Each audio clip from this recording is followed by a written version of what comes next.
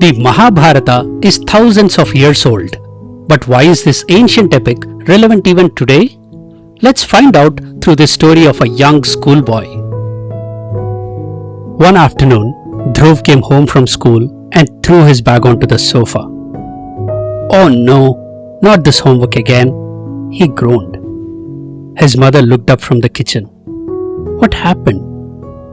"My teacher wants me to make a chart explaining why the Mahabharata is important. I don't even understand why we should learn such old stories." Without another word, he walked away. A little later, his mother noticed him sitting quietly by the window. His chart lay open, but it was still blank. He stared outside, looking completely lost. She sat beside him. "Still thinking about your project?" Dhruv nodded. "I don't know what to write. Why should anyone learn the Mahabharata today?" His mother smiled. "Let me ask you something. Suppose your best friend steals something from a shop. You see it happen. What would you do?" "I'd tell him to put it back," said Dhruv immediately. "Why?" "Because stealing is wrong." His mother nodded. "But what if he was your close friend? What if he begged you not to tell anyone?" Dhruv paused. "I don't know." "That," said his mother, "is exactly why the Mahabharata matters." Dhruv looked curious. The Mahabharata is full of difficult choices like this. It teaches us how to think when life becomes complicated. She continued. "Think about Arjuna.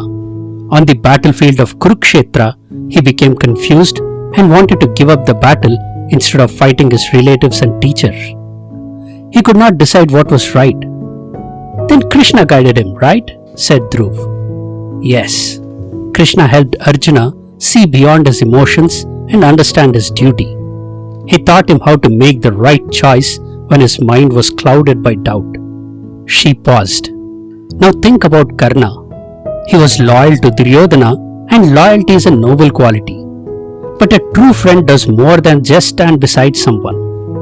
A true friend helps another person become better." Dhruv listened carefully.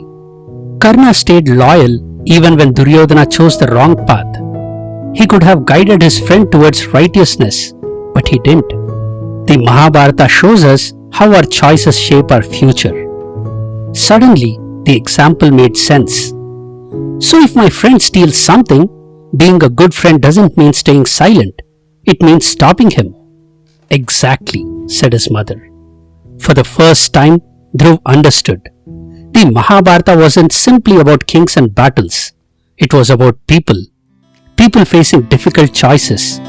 People dealing with courage, jealousy, friendship, responsibility, and duty. The same challenges people face even today. His mother smiled. That's why the Mahabharata has survived for thousands of years. Lessons taught through stories stay in our hearts forever. Facts may be forgotten, but stories remain with us. A smile appeared on Dhruv's face. Now he knew exactly what to put on his chart. At the top, he drew Krishna guiding Arjuna on the battlefield. At the bottom, he drew one friend stopping another from stealing in a shop. Two different worlds, one timeless lesson. Wise guidance leads to right action. As he worked, he wondered where he could learn more about these stories and their deeper meaning.